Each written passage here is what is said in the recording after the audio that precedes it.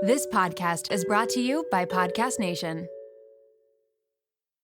This episode is brought to you by Greenlight. Get this. Adults with financial literacy skills have 82% more wealth than those who don't. From swimming lessons to piano classes, us parents invest in so many things to enrich our kids' lives. But are we investing in their future financial success? With Greenlight, you can teach your kids financial literacy skills like earning, saving, and investing. And this investment costs less than that after-school treat. Start prioritizing their financial education and future today with a risk-free trial at greenlight.com/Spotify. Greenlight.com/Spotify.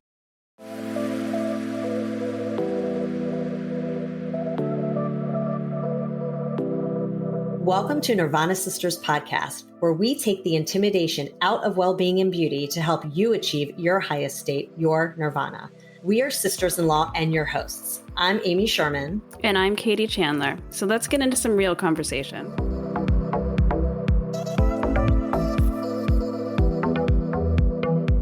I want to know, because I think you know the hidden cause to bloat. I have a feeling you do. So tell us, what is it? What are what's causing some of this bloat for all of us? So some things are simple. Some things you're just eating too fast. So you got to slow down. You'd be surprised how many times I have to tell people this. Two is also something simple. Someone is eating and they're constantly in a fight or flight. So they're eating on the go. They're eating in the car. There's two phases of your nervous system. There's sympathetic and parasympathetic. So there's your rest and digest, and there's your fight or flight. If you're in your fight or flight, you can't digest. A lot of people are in their fight or flight when they're trying to eat. So then they leave their meal and they're insanely bloated. Like, of course, like your digestive system's not working. So those are the simple things. The more intense things are usually the microbes. So having a parasite, which is also more common than you think, bacterial imbalance, yeast overgrowth, those things can be happening and causing bloat. The other thing is problems digesting food. Again, pretty common, having trouble digesting fats, having trouble digesting carbs and proteins. So that's why stool testing is helpful, because we're looking at these enzymes. We're looking at fecal fat. So how much fat is in your stool. We're able to see like how you're digesting. So sometimes supplemental support is needed, but ideally we don't want to rely on supplements forever. We want to make sure that we're optimizing just our gastric juices and enzymes naturally. And then food sensitivities, I'll say my last one, but I say this with like a huge asterisk because I know it's super common and everyone's testing, which is the conversation in and of itself of all the testing that I don't agree with. That is 99% of the testing on the market. But if you are being triggered by a lot of foods, yes, you can take out the foods temporarily, but most of the time there's a root cause of why your body's reacting to the food. Usually it's something gut, so not being able to digest your food or bacteria, parasites, yeast. That is typically what's happening. So the solution isn't to avoid the food long term. It's to actually do a stool test and understand what's going on in your gut. Yeah, that makes sense. That's so true, Katie, because we did an episode like in the beginning and we both did a food sensitivity test by Everlywell. Love your opinion. And it was so interesting because I was like not highly, but very sensitive to like all these foods that I didn't even know. And I don't even know if it's true. And Katie had like a very limited amount. And I'm like, this is so weird because she's the one who's more sensitive to things than I am. So I was like, this is bizarre, but I don't know what your thoughts are on I know you probably, that's probably a whole nother podcast, all these at-home tests, but. So real quick, Everlywell and 99% of the market tests for IgG as a response to food sensitivities. Therefore, they assume that when IgG is elevated, inflammation occurs. That's what a food sensitivity is. It creates inflammation. Now, the thing is IgG is like the mailman. It doesn't always deliver inflammation as the next step. It can just sometimes be elevated because it's recognizing that you ate it a lot. Right. Now, food sensitivities can kind of happen if you overeat or eat something pretty consistently all the time. But that doesn't mean inflammation's the next step. There's also food sensitivities that are not immunoglobulin related. So it's totally missing those sensitivities. So I'm not a fan of IgG testing because it just doesn't show the complete picture. Yeah. It's kind of like my thyroid, like with TSH and the full thyroid panel. Like it's just not enough information to actually take action on it.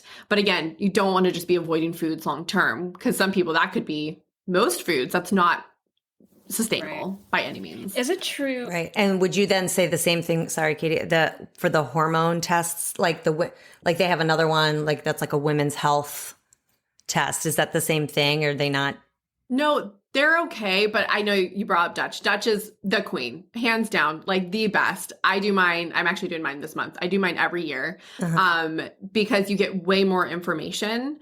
And then with their women's health, I think has estrogen and progesterone, and it just depends on your cycle, because there's certain parts of your cycle that certain hormones are high. So I just feel like it's okay. It's not the worst, but like if you want to deep dive into hormones, do the Dutch. Yeah. I want to do one. 100%.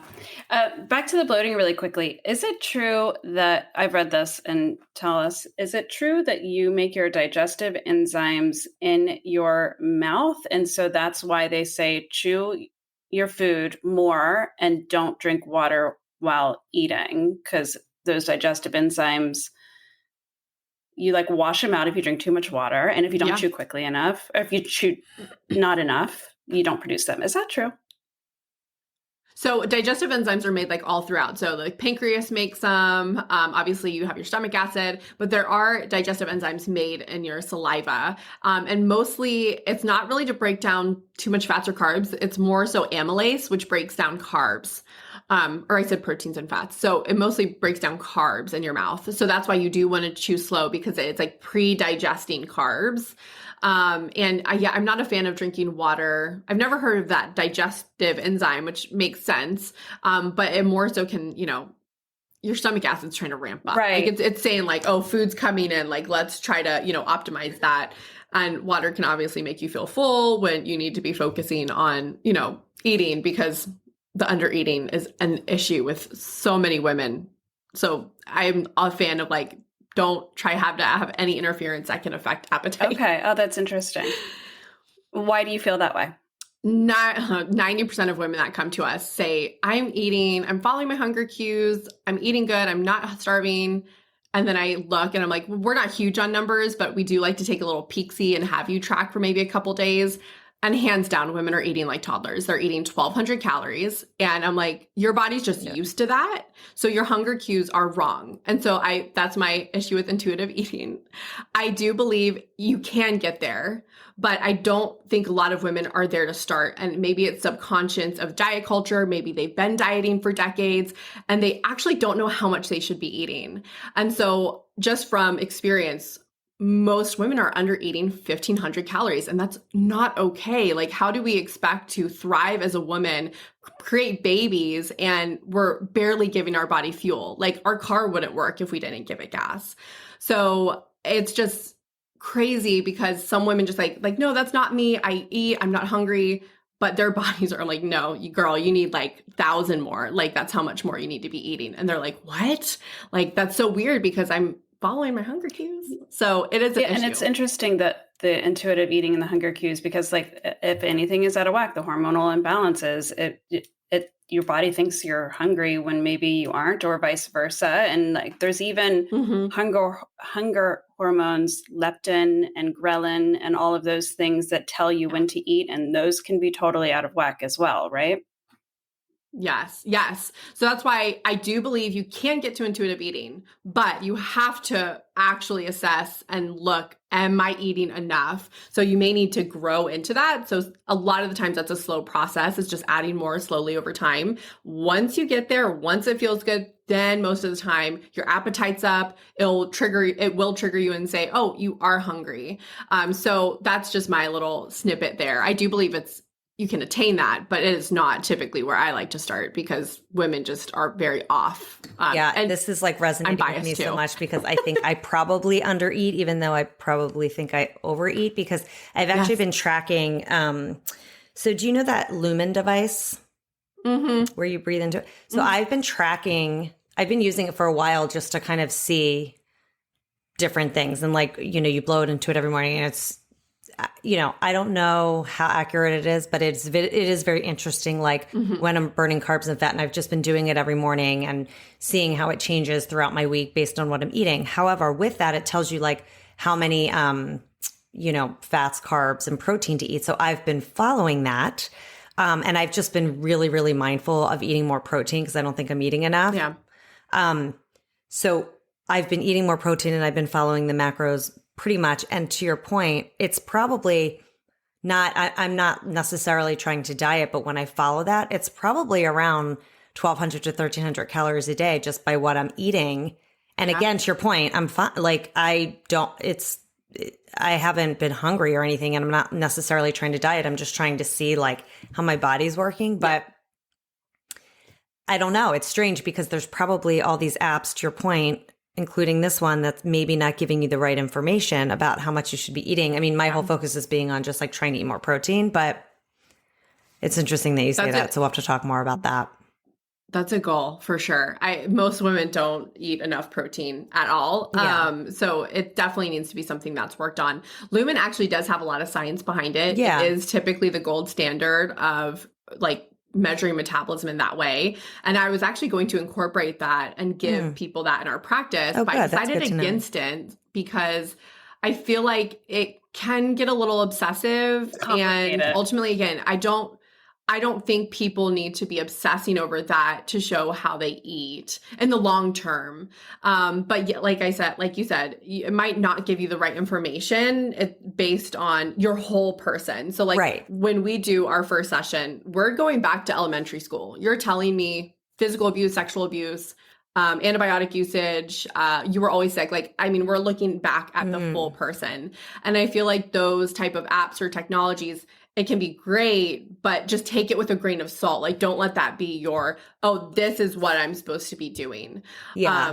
I've tried it myself. I have too.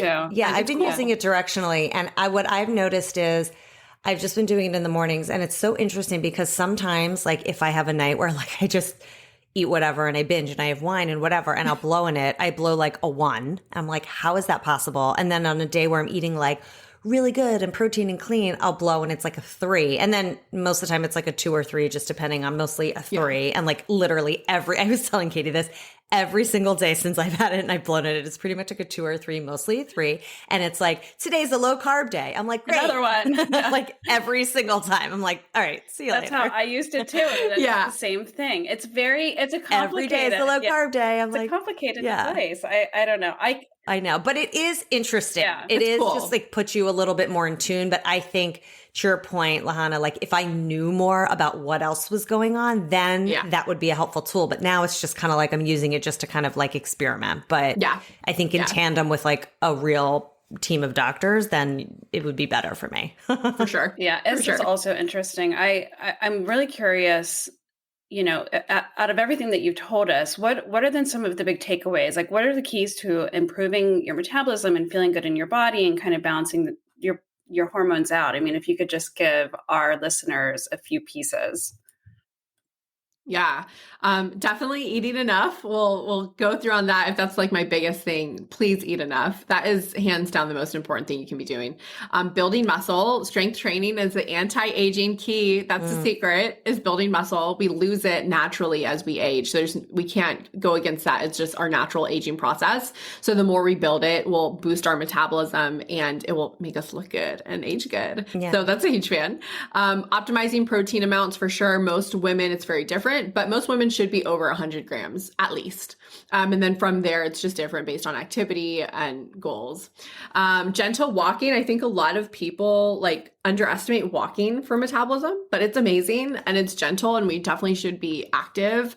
And then optimizing your thyroid. So that could be making sure you're repleting any nutrient deficiencies you have, reducing stress because stress blocks, going back to the stressor, it blocks thyroid conversion and thyroid production, addressing any gut issues that can be triggering for autoimmune thyroid because your thyroid is the little gem to host your metabolism. So supporting that is really important. Okay, that's great. Yeah, and to your point earlier, you can have a healthy thyroid that is in range but not optimal. And I know just from experience with hypothyroidism, when I have my own optimal that is even like smaller than what maybe a functional medicine provider's optimal would suggest, but I just know my body. So it's something to keep in mind because I know, Amy, you've dealt with that with like higher TSH levels and your doctor said it was fine, but maybe for you it's not optimal. And something like zinc or selenium supplementation, Lahana, is that where you point your patients to that are trying to optimize their thyroid with supplementation? We like to test. We have a test that does all vitamins, amino acids, and minerals. So I just like to test to see what you're even deficient in, and even things that might be borderline. I'm a huge fan of like food first, and so just focusing in on those foods a little bit more. Yeah. So that's typically our like next step, because I hate blindly messing with like supplements, even though some supplements are kind of harmless. I don't know. I just also don't like wasting money and like taking. And it can be dangerous too. Yeah, just like Yes, for sure. So yeah, I like repleting nutrients because you could even have perfect TSH, perfect thyroid hormone, but turning it into active thyroid hormone T3 could be suboptimal. And every woman's different. So ideally, we like that to be above a 3. But women who are like 2.8 can feel like crap. And to them, that's really low. And so optimizing that, and they feel great once they get above 3.2. So every woman is different. So even with optimal ranges, there's still that bio-individuality that plays a role. I have a last question about the hormone stuff for our listeners. So if someone is on birth control or an IUD, can you properly test for hormones, or are your hormones kind of like screwy because of that? Yeah. No, it is impossible. And I don't say that a lot, to balance hormones when you're on a hormonal birth control, period. It's always going to shut down your natural hormone production. It's exogenous form, so it just kind of takes on that. So even your bleed that you have, if you're on birth control to regulate things, it's not getting regulated. It's just truly a Band-Aid. So the moment you get off birth control, all your issues are going to come back. So no, waste of money. Please do not test like Dutch and stuff. I always, when people want to do that, I'm like, nope, you're on birth control. It is a waste of money. Don't do it. Okay. No, that's a really good note. And even an IUD? Yeah, if it's hormonal. Yeah. Interesting. Okay. Not the copper. The copper is not hormonal. So you could test hormones, but obviously that in and of itself can cause issues and heavier bleeding and copper toxicity. So how do you then work with people? I mean, just because there's, I'm sure, a lot of people out there that are on an IUD or birth control. Yeah. Like, how do you work with people that are on that, or do you tell them to go off of it? No, I feel like technically most people that come to us are people trying to get off of it or are off of it, thankfully. Yeah. But if they are on it and they really want to stay on it, we just have to change expectations and say, we're not balancing hormones. It's impossible. Yeah. But what we can do is support your body in different ways. We can be on top of nutrients, testing your nutrients regularly, because birth control depletes you of nutrients. We can support gut health, because there is connections with birth control affecting intestinal permeability, which is leaky gut. So working on gut health, and then optimizing liver, because there is a higher risk of liver disease and stuff for people taking birth control. So it's liver, gut, nutrient repletion. That's where we'll focus. We cannot focus on hormones though. Okay. Unfortunately. That's great to know. Okay. All right. Well, Lahana, where can our listeners find you? You are at Nuvitru Wellness in Austin.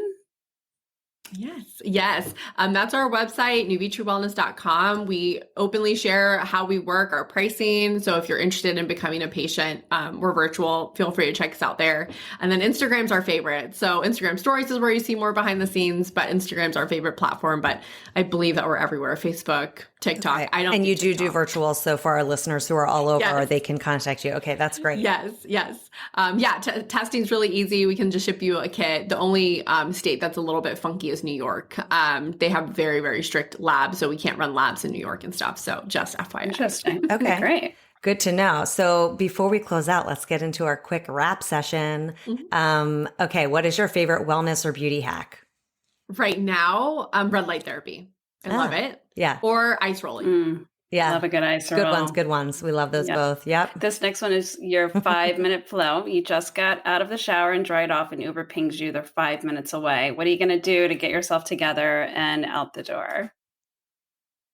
Eyelashes and just a vitamin C serum. Nice. Which one what's your fave vitamin C serum?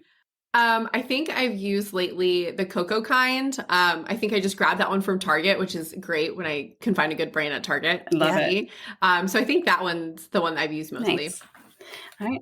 And I hope sunblock, because you're in Austin. Yeah. Okay. And how do you maintain your daily nirvana? Being in the word is really important to me, especially in the beginning of the day. It sets my whole day, it sets my whole week. So connecting spirituality is probably my most important thing that I can do. That's nice. That's beautiful. So before we go, let's close with our mantra of the week. Amy, do you have one for us? I do have one. So this is one I saved from a brand called We the Urban that I follow.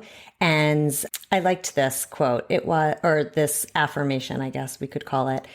And it's, the whole point of life is to change, to evolve, to grow. Don't resist it. Embrace it. Oh, yeah. I love that. I love that. Yep. And hopefully this episode helps our listeners do just that, which I think it will. All right, Lahana, thank you so much for being with us today. Yes, thank you so much for having me.